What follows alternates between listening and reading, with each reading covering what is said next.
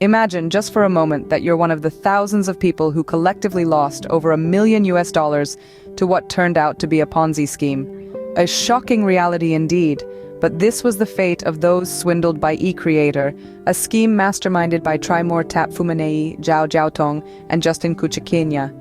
The story begins in January of 2023. Zhao Jiaotong, a Chinese national, concocted the idea of an online investment Ponzi scheme, which he named eCreator. Not an insignificant name, considering the havoc this scheme would soon wreak. Fast forward to February 7th, 2023. Zhao, in a cunning partnership with Tapfumanei, Kuchikenya, and a few others, registers a company with the Zimbabwean Registrar of Companies.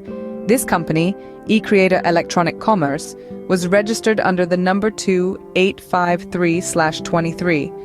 Their operations were based in rooms 15 and 16 on the 10th floor of Joina City, Harare. Zhao then proceeded to present the company as an online e-commerce operator.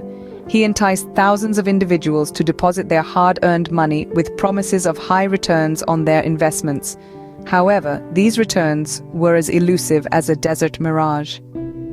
After several months of operation, the scheme began to unravel, and the masterminds found themselves in the custody of the law.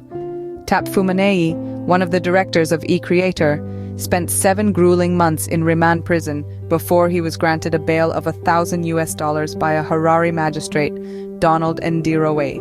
As it stands, his alleged accomplices, Zhao and Kuchikenya, remain in custody, awaiting their trial. However, they too are seeking to walk the path of freedom, intending to apply for bail this Friday, citing changed circumstances as their defense. In the wake of such a massive financial scandal, one can only hope that justice will prevail for the countless victims of this devious Ponzi scheme. As we await the verdict of the court, remember, not all that glitters is gold, and not every investment opportunity is as promising as it appears. Stay vigilant, stay informed, and most importantly, stay safe.